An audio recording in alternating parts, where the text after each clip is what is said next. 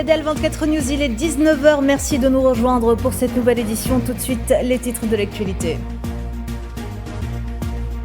À la une ce soir, le bilan de l'agression génocidaire sioniste dans la bande de Gaza s'alourdit une nouvelle fois. 57 523 martyrs et 136 617 blessés depuis octobre 2023.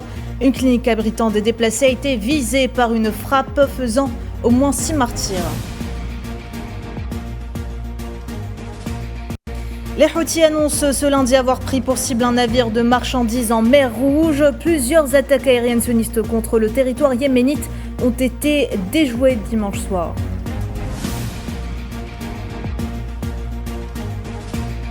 Activité présidentielle dans cette édition. Le président algérien Abdelmadjid Tebboune a reçu aujourd'hui le directeur exécutif du géant énergétique italien Eni, Claudio Descalzi.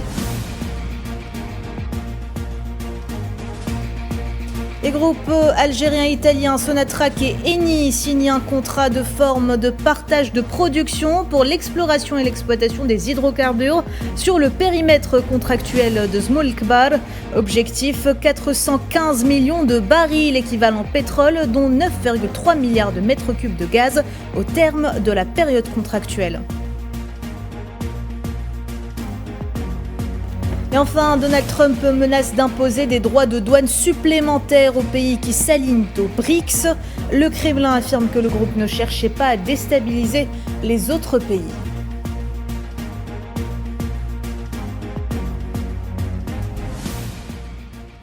Bonsoir à toutes et à tous. La vie à Gaza de plus en plus infernale avec l'intensification des bombardements sionistes sur les 4 coins de la bande.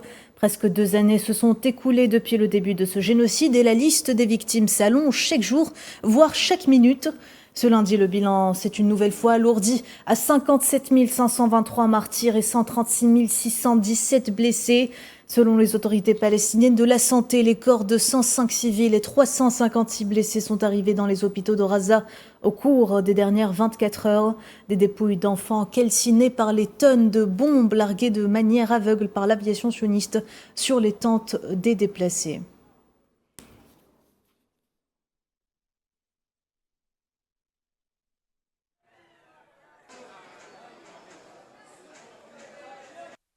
Et les bombardements ne se sont pas fait attendre ce lundi. Dès les premières heures de la journée, une attaque sioniste sur une zone résidentielle dans le quartier d'Arrimel, au centre-ville, a fait au moins 7 martyrs et de nombreux blessés.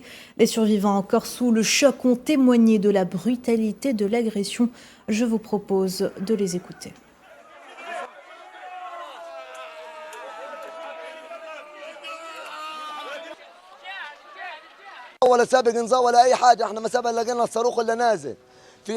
Sans prévenir, nous avons été choqués par le tir de missiles. Nous en avons assez de l'humiliation et de la souffrance. Nous travaillons maintenant juste pour nous permettre quelques lentilles. Ça suffit, ayez pitié de nous.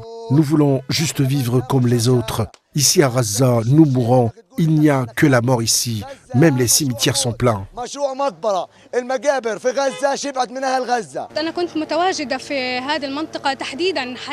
J'étais dans le quartier d'Arrimel. L'attaque s'est produite sans prévenir, alors que le quartier est densément peuplé et réputé pour être un quartier dynamique et civilisé.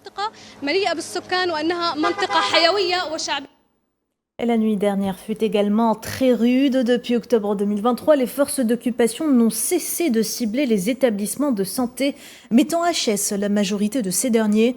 Hier soir, une attaque a ciblé une clinique dans le centre de l'enclave. Le bilan annoncé est de 6 martyrs, dont des enfants, des femmes et des blessés déjà fragilisés par un génocide qui n'en finit pas et un siège inhumain. Maria Chouilleur. Imaginez-vous endormi, épuisé après une journée harassante dans une enclave assiégée, croyant enfin trouver un peu de paix dans un refuge censé vous protéger. Puis sans avertissement, des explosions déchirent la nuit. Ceux qui partageaient votre abri il y a un instant ont disparu.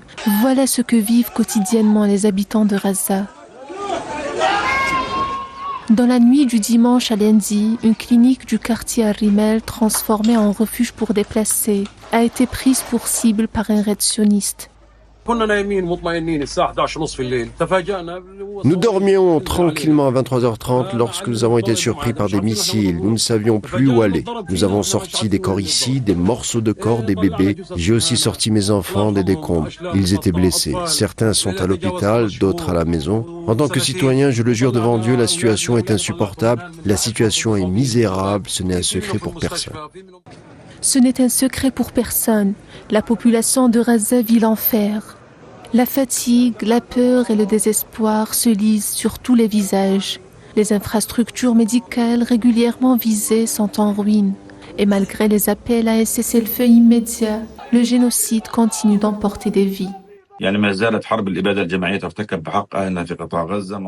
guerre génocidaire contre notre peuple à Gaza se poursuit. Au cours des dernières 24 heures, le complexe médical El-Shifa a enregistré 51 martyrs et plus de 80 blessés. Ces blessés provenaient de zones de déplacement, de la rue. La dernière attaque a eu lieu la nuit dernière contre la clinique El-Rimel, prise pour cible par l'occupation sioniste où se trouvaient de nombreuses personnes déplacées. 6 personnes ont péri et plus de 15 ont été blessées. Comme nulle part ailleurs, à Gaza, même les refuges deviennent des tombes. Ici, il n'y a plus de lieux sûrs, plus de nuits tranquilles, plus d'avenir en perspective. Et pendant que les bombes continuent de tomber, le silence international fait autant de dégâts que les missiles.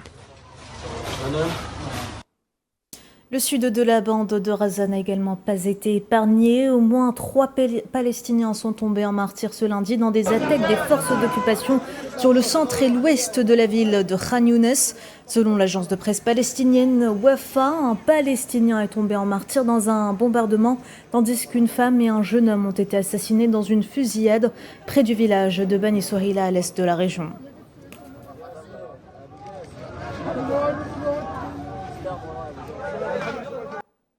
Et justement, les forces d'occupation ont une nouvelle fois exigé le départ des civils de Khan Younes au sud de la bande, les obligeant une énième fois à se redéplacer encore et encore vers des zones où ils ne seront pour la énième fois pas en sécurité, car aucun endroit n'est sûr dans l'enclave. Ils étaient des centaines ce matin à se déplacer au milieu des décombres sans savoir vers où se diriger.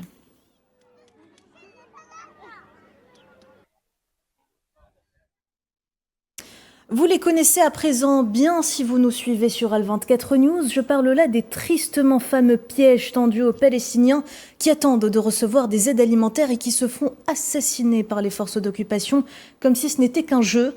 Des massacres qui se produisent quotidiennement depuis plus d'un mois, en particulier près du centre prétendu de distribution américano-sioniste de la bande. Les détails, Sohila Kelal.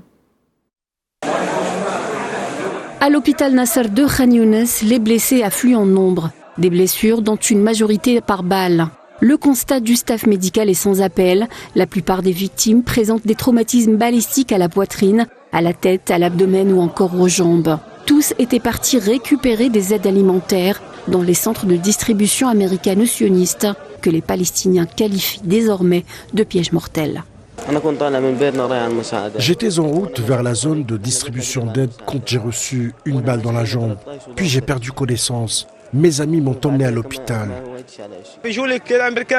Les Américains nous ont laissé entrer comme des chiens et nous ont lancé l'aide. Les gens se bousculaient. Les Américains nous ont aspergé de gaz lacrymogène. J'en ai reçu sur le visage. Je ne pouvais rien voir pendant une demi-heure. Après avoir tout fait pour arrêter les programmes alimentaires qui opéraient à Gaza dans l'UNRWA, l'entité sioniste a mis en place un système de distribution d'aide en collaboration avec les États-Unis. Un système digne des jeux vidéo où les Palestiniens affamés venus glaner quelques miettes sont pourchassés par des soldats armés jusqu'aux dents. Un vrai guet-apens, l'ultime lubie sioniste pour éradiquer un plus grand nombre de Palestiniens. Les Américains ont ouvert le feu comme les Israéliens. Ils rassemblent des gens et tirent au moindre mouvement. La plupart des tirs sont directs. Ces soi-disant zones d'aide sont en réalité des zones d'exécution délibérées. En utilisant la faim comme redoutable arme de guerre, l'entité sioniste avait déjà franchi toutes les limites du tolérable. Mais avec ce système de distribution, Netanyahou prouve au monde la cruauté, la sauvagerie, la bestialité dont lui et sa horde sont capables et dont sont victimes les Palestiniens depuis 21 mois. Selon les derniers chiffres de l'ONU, 613 Gazaouis ont péri de fin mai à fin juin en tentant d'accéder à une aide alimentaire. Et alors que l'entité sioniste intensifie ses raids d'agression, l'ex de la résistance de son côté poursuit sa lutte. Ce lundi, le groupe Houthi a ciblé un navire marchand appartenant à une entreprise ayant enfreint l'interdiction d'entrer dans les ports de Palestine occupés. Selon le porte-parole des Houthis, Yahya Sari', les forces navales ont permis à l'équipage d'évacuer le navire en toute sécurité après que de nombreux appels et avertissements ont été ignorés par ce dernier. Dans ce contexte, Yahya Sari' a par ailleurs déclaré que les forces Houthis avaient réussi à déjouer une agression sunniste censée cibler de nombreuses zones du pays, ajoutant avoir mené une opération militaire conjointe visant des cibles sionistes dans les territoires palestiniens occupés, utilisant des missiles et des drones.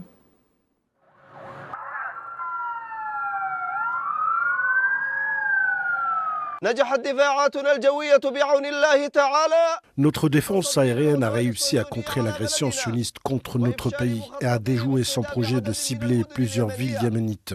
En réponse à cette agression et en soutien au peuple palestinien opprimé, les forces de missiles et de drones ont mené une opération militaire conjointe utilisant 11 missiles et drones. Nous sommes pleinement préparés à une confrontation soutenue et prolongée pour affronter les avions de guerre hostiles et pour contrer les tentatives de briser le blocus naval imposé par nos forces armées à l'ennemi en soutien à notre peuple à Gaza. Avant de développer le reste de nos titres, le président de la République, Abdelmadjid Tebboune, a présidé ce lundi une réunion du Conseil des ministres consacrée à l'examen de 2 projets de loi relatifs à la prévention contre le blanchiment d'argent et le financement du terrorisme et à la protection des personnes physiques dans le traitement des données à caractère personnel, ainsi qu'à des exposés portant notamment sur les projets d'industrie automobile en Algérie.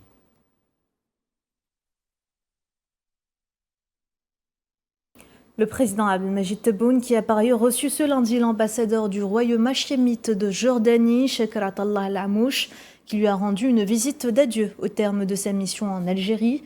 L'audience s'est déroulée en présence de Boualem Boualem, directeur de cabinet à la présidence de la République, et de Amar Abba, conseiller auprès du président de la République chargé des affaires diplomatiques.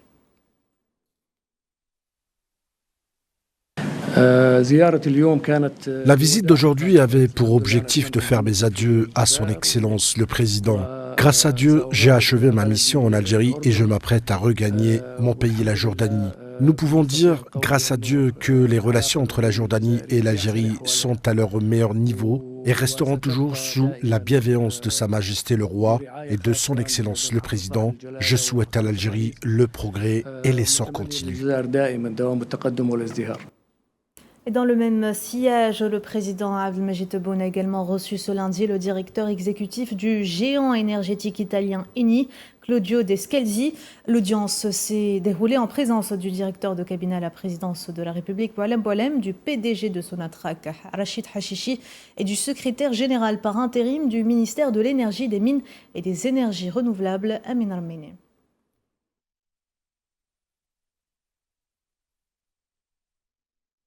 À l'occasion du 63e anniversaire de l'indépendance de l'Algérie célébré le 5 juillet, le secrétaire d'État américain Marco Rubio a adressé ce lundi dans un message ses félicitations au gouvernement algérien et à son peuple au nom des États-Unis d'Amérique.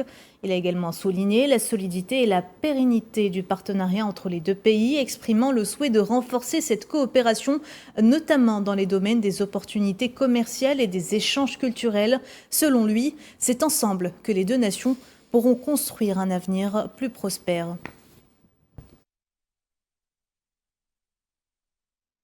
Le ministre d'État algérien, ministre des Affaires étrangères, Ahmed Attaf, en visite officielle à Singapour, s'est entretenu avec son homologue singapourien, Vivian Balakrishnan. Les deux chefs de la diplomatie se sont échangés des points de vue sur un certain nombre de questions internationales et régionales d'intérêt commun, examinant les derniers développements de la question palestinienne, la situation actuelle au Moyen-Orient ainsi que les développements dans la région sahélo-saharienne, selon un communiqué du ministère algérien des Affaires étrangères.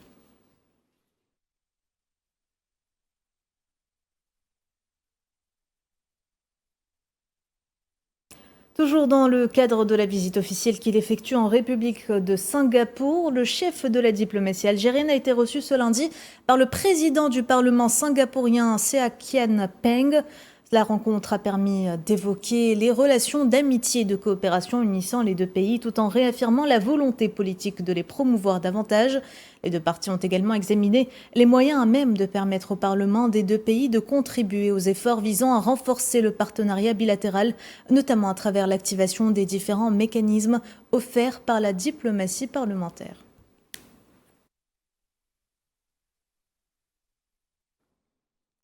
LRJ, le groupe Sonatrach a signé ce lundi à Alger un contrat de partage de production avec le groupe italien Eni pour l'exploration et l'exploitation d'hydrocarbures sur le périmètre contractuel de Zmoul El-Kbar dans la wilaya de Ouergla avec un investissement total attendu d'environ 1,3 milliard de dollars. Selon le PDG de la Sonatrach, Rachid Hachichi, le contrat s'étendra sur une période de 30 ans, pouvant être prorogé de 10 ans supplémentaires. Le contrat prévoit également une période d'exploration et de recherche de 7 ans et devrait permettre une production totale estimée à 415 millions de barils et 9,3 milliards de mètres cubes de gaz naturel.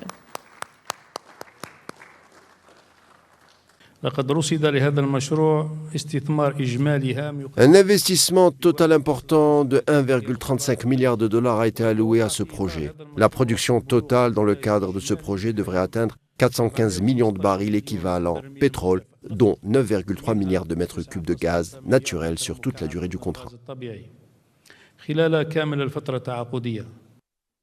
Le groupe algérien Sonatrach et l'entreprise italienne Eni ont aussi signé un accord supplémentaire pour la commercialisation du gaz sec extrait de Zmoul El-Kbar pour l'exportation. Les deux entreprises ont également signé un accord cadre avec l'université Eni pour la formation qui vise à renforcer les compétences des ressources humaines de Sonatrach à travers des programmes de formation technique spécialisés, reflétant une orientation stratégique vers le transfert de connaissances et l'innovation dans le secteur de l'énergie.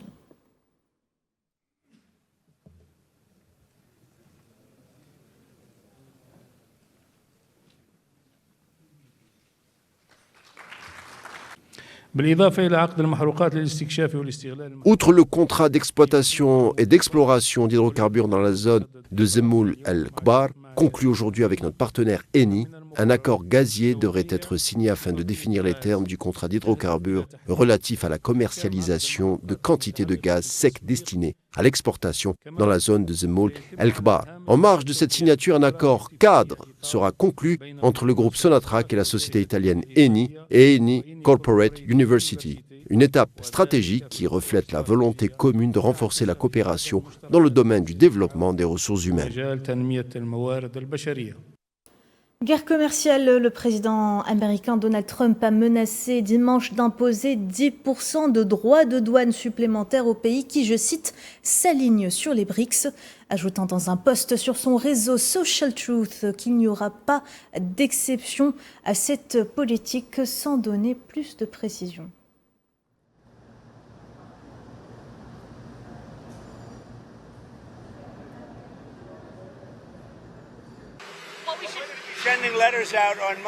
Nous enverrons des lettres lundi concernant les accords commerciaux. Il pourrait y en avoir 12, peut-être 15. Vous savez, le secrétaire au commerce est ici. Et je dirais à Howard qu'il pourrait y en avoir jusqu'à 15. Et elles seront envoyées lundi et certaines le seront mardi et mercredi. Et nous avons également conclu des accords. Nous allons donc recevoir une combinaison de lettres et d'accords. Suite à cette menace, le porte-parole du Kremlin, Dmitri Peskov, a commenté que les BRICS ne cherchaient en aucun cas à déstabiliser les autres pays, précisant qu'il s'agit d'un groupe de pays qui partagent des approches communes et une vision du monde commune sur la manière de coopérer en fonction de leurs propres intérêts.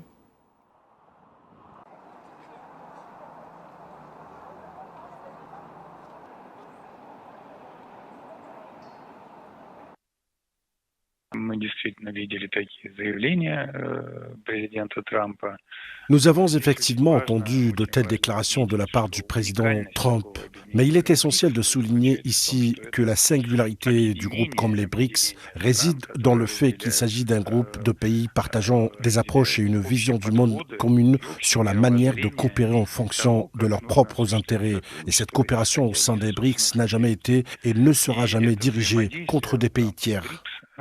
Никогда не было и не будет направлено против каких-то третьих стран. De son côté, la Chine n'a également pas tardé à réagir. Pékin s'oppose à l'utilisation des tarifs douaniers comme outil de coercition. C'est ce qu'a déclaré ce lundi la porte-parole du ministère chinois des Affaires étrangères, Mao Ning. On écoute.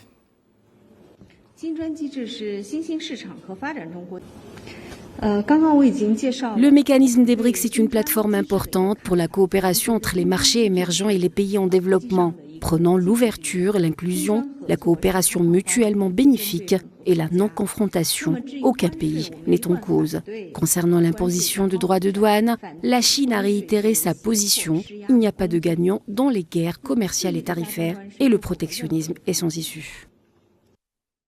Conflit en Ukraine, sur le terrain, l'armée ukrainienne a accusé les forces russes d'avoir frappé tôt ce lundi 2 centres de recrutement militaire, faisant au moins 4 blessés. Selon un communiqué des forces ukrainiennes, 3 personnes ont été blessées à Kharkiv, dans le nord-est du pays, et 1 militaire dans la ville de Zaporizhia.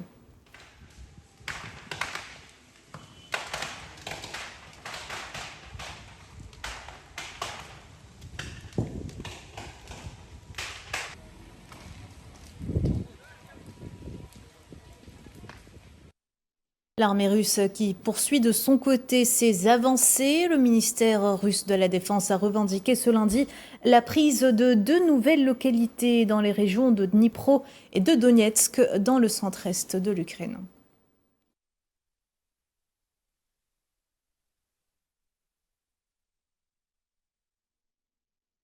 La Pologne a rétabli ce lundi les contrôles aux frontières avec l'Allemagne et la Lituanie après des restrictions allemandes similaires imposées plus tôt cette année visant à décourager les demandeurs d'asile. Le Premier ministre polonais Donald Tusk, dont le gouvernement a récemment survécu à un vote de confiance au Parlement, a annoncé ces restrictions la semaine dernière. À noter que la pression s'est intensifiée après que des groupes d'extrême droite en Pologne ont allégué que l'Allemagne transportait des migrants vers le territoire polonais après leur arrivée en Europe occidentale.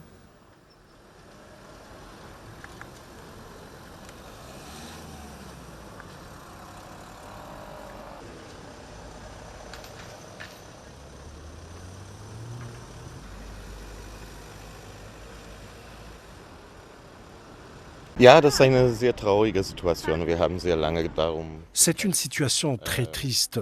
Nous nous sommes battus pendant très longtemps pour faire partie de l'espace Schengen. À l'époque, nous étions très heureux et aujourd'hui, nous constatons le retour des contrôles à la frontière germano-polonaise. Il n'y a pas de crise migratoire en Pologne. Nous n'avons aucun problème avec les migrants. Il s'agit simplement d'un jeu politique cynique de l'extrême droite qui a contraint le gouvernement à introduire les contrôles. Ce ne sont donc pas des faits, ce sont des bêtises.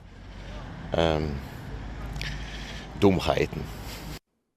Intempérie, une tempête s'est brusquement levée sur la région de Milan, dans le nord de l'Italie, où une femme est décédée écrasée par un arbre.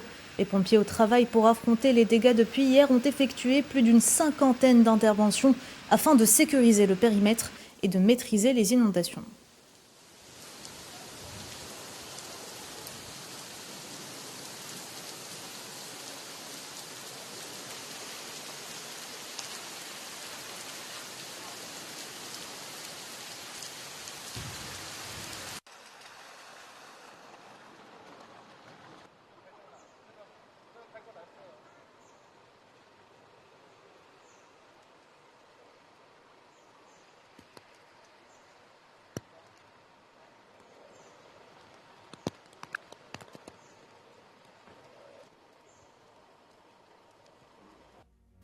Voilà, madame, monsieur, on arrive à la fin de cette édition. Merci de l'avoir suivi. Vous pouvez revoir ce journal sur nos réseaux sociaux ou bien en scannant le QR code qui s'affiche en bas de votre écran. L'actualité continue sur Al24 News.